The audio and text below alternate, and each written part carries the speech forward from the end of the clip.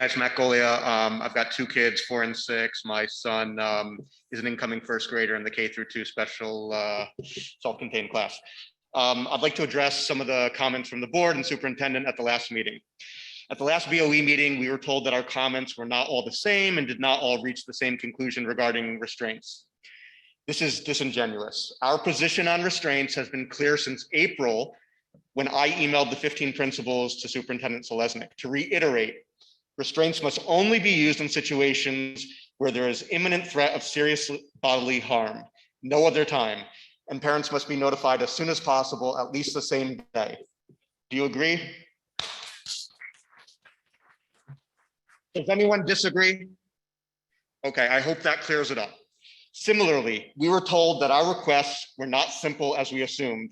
None of us said our requests were simple to implement. The requests themselves are simple and direct. We recognize that implementation is much more complex and involves working together collaboratively.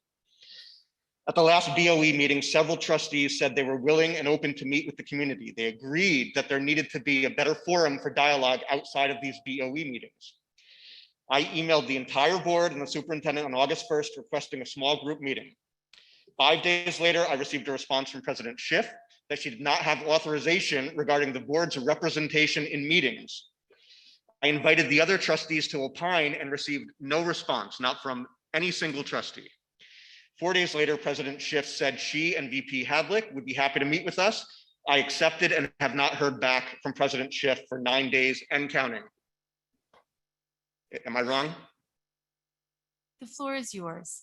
Continue, please. Okay. At the last BOE meeting, several trustees and the superintendent assured us they were listening. We were told, I heard you, we heard you. We were told over and over again how great of a listener the superintendent is, how he is a great communicator. We don't need listeners right now, we need doers, proactive people who can get things done and make changes. Please do not continue to insult us by telling us you are listening. At the last BOE meeting, we were told that we had misconstrued scenarios and events. I will remind President Schiff per policy 1230 that the board president may answer questions directed to the board. Will you tell us publicly what we have misconstrued? Was a child not choked?